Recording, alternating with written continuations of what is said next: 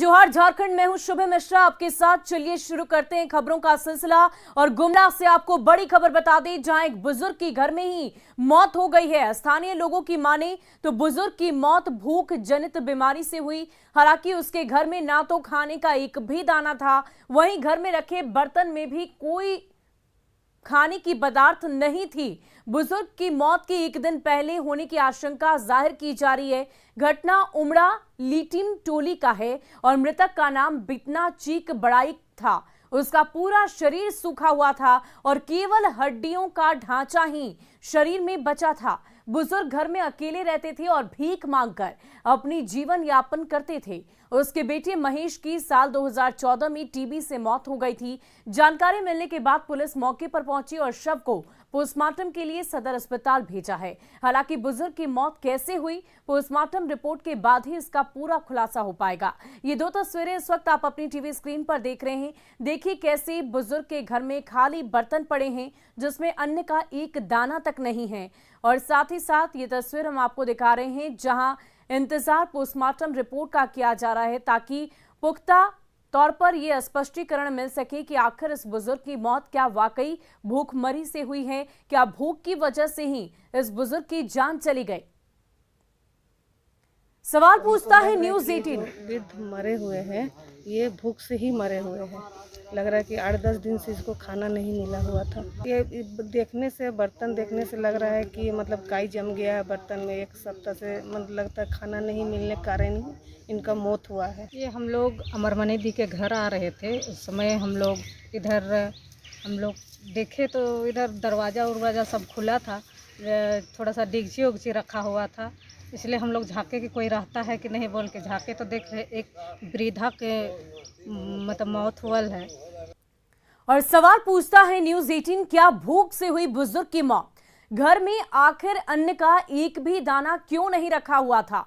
बुजुर्ग की मौत की बात तो सामने आई है, लेकिन अब तक स्पष्ट नहीं हो पाया कि आखिर वाकई में क्या बुजुर्ग की मौत भूख से हुई है और क्या कब तक आएगी पोस्टमार्टम रिपोर्ट। ये तमाम सवाल ऐसे हैं जो इस वक्त सामने आ रहे हैं कि आखिर इस बुजुर्ग की मौत हुई तो हुई कैसे। क्या वाकई जिस तरह की तस्वीर देखने को मिल रही है वैसी ही बात थी? और इस पूरी खबर की अधिक जानकारी के लिए हमारे संवाददाता रुपेश कुमार भगत गुमला से हमारे साथ फोन लाइन पर जुड़ चुके हैं। रुपेश, क्या कुछ जानकारी मिल पा रही है? क्या वाकई इस बुजुर्ग की मौत भूख से ही हुई है? जी, आपको बता दें कि गुमला सदर थाना क्षेत्र के कॉलेज रोड स्थित पुग्गू ज्योति नगर पड़ता है। वहाँ पे एक घर था। घर में एक बुजुर्ग व्यक्ति था जिसकी मौत, जैसा कि वहाँ के लोकल ग्रामीणों के द्वारा बताया जा रहा है कि वो भीख मांग करके अपना गुजर बसर करता था और कुछ दिनों से वो दिख भी नहीं रहा था। और अचानक से कल जब लोग गए उसके रूम में झांकने के लिए तो मरा पड़ा था।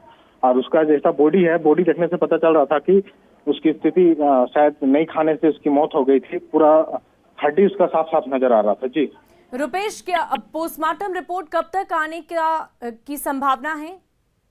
जी, जैसा कि पुलिस मौके पर पहुंची थी और शव को कब्जे में ली थी अपनी, और पोस्टमार्टम के लिए शव को भेजा गया है। पोस्टमार्टम भी हुआ है, लेकिन अभी तक पोस्टमार्टम रिपोर्ट नहीं आई है। जब तक पोस्टमार्टम रिपोर्ट नहीं आ जाती है तब तक इसमें कुछ भी नहीं कहा जा सकता है। लेकिन जैसा कि अगल बगल के लोगों का कहना था कि वो उसकी जो मौत हुई है वो भूख के कारण ही हुई है। बहुत बहुत शुक्रिया हमारे साथ जुड़ने के लिए, तमाम जानकारी के लिए। तो गुमला से ये खबर आपको बता रहे थे जहां एक बुजुर्ग की मौत भूख की वजह से हुई है। हालांकि उसके शव को इस वक्त पोस्टमार्टम के लिए ले जाया गया है।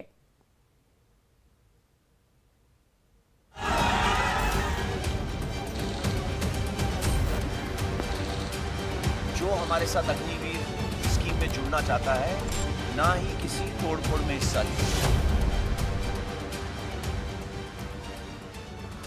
और अग्निपथ योजना के खिलाफ कई संगठनों की तरफ से आज भारत बंद बुलाया गया। इसे देखते हुए रांची रेल मंडल में भी आरपीएफ की टीम के साथ साथ सीआरपीएफ जैप फोर्स को भारी संख्या में तैनात किया गया है। हालांकि पुलिस की सख्ती से अभी तक किसी भी अप्रिय घटना की जानकारी नहीं मिल पाई।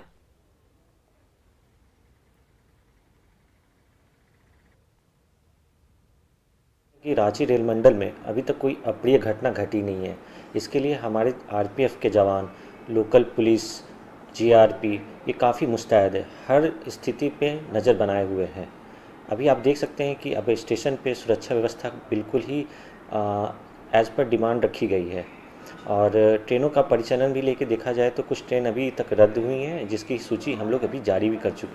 अग्निपथ योजना को लेकर के देश भर में भारी विरोध प्रदर्शन हमें देखने को मिल रहा है। कई जिलों में सरकारी संपत्तियों को आग के हवाले कर दिया गया है। बिहार में भी हमने बिहार से भी जो तस्वीरें सामने आई थी कि किस तरह से रेलवे की कई गाड़ियों को, कई ट्रेनों को आग के हवाले कर दिया था। तो ऐसे में अब झारखंड की बात करें तो झारखंड में भी रेलवे की सुरक्षा व्यवस्था जो है वो बढ़ा दी गई है। हमारे पीछे तस्वीरों के माध्यम से भी आप देख सकते हैं कि भारी संख्या में यहाँ पे जैप फोर्स हो या आरपीएफ की टीम हो, यहाँ पे भारी संख्या में सीआरपीएफ, जैप, आरपीएफ, इन सभी की टीम की जो तैनाती जो है हटिया के रेलवे स्टेशन में कर दी गई है, ताकि जिस तरह की घटनाएं और जिस तरह की तस्वीरें बिहार से हमें देखने को मिली थी वो तस्वीरें जो है हमें रांची में देखने को ना मिले।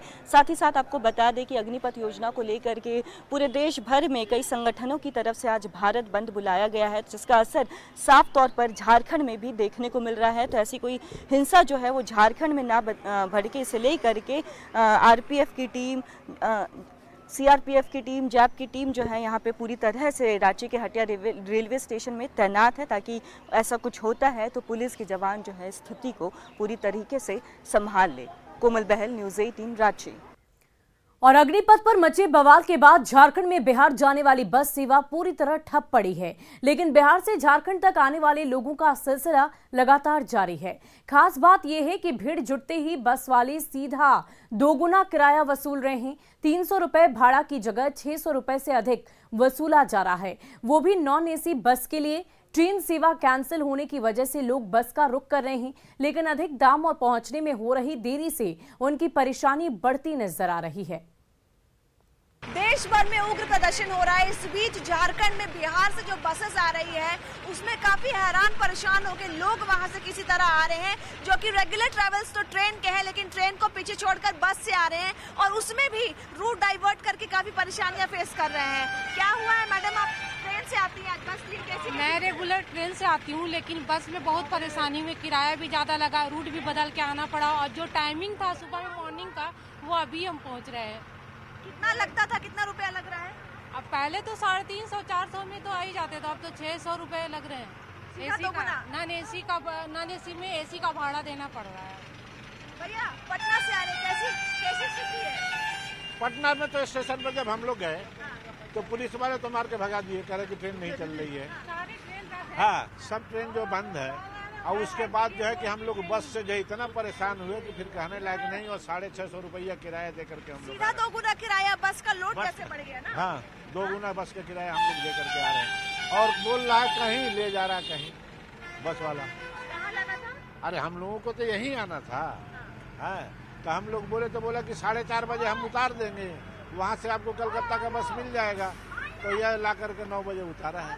किसी और का भुगतान आप लोगों का? हम लोगों का हो रहा है। बहुत परेशानी हुई है और जगह जगह पे फोर्स भरे हुए थे, ऐसा कोई दिक्कत नहीं हुआ कि मतलब कोई परेशान किया, कुछ नहीं हुआ, जगह जगह पे फोर्स भरा हुआ था। बाकी अभी पहुंच रहे तो देख ही रहे कितना परेशानी हो रहा है सुबह में जो पहुंचने वाले थे। तो ये वो लोग थे जो अपने परिवार समेत बिहार से ट्रैवल करके रांची आए हैं। बताया गया कि मनमानी सीधा इनसे पैसा वसूला गया है, 2 गुना जो किराया है वो वसूला गया है और रूट डाइवर्ट करके वो बिहार से रांची पे जो निर्धारित समय था उससे तो नहीं, कई समय ज्यादा लेट पहुंचे हैं। कैमरामैन सान के साथ रूपाली त्रिपाठी।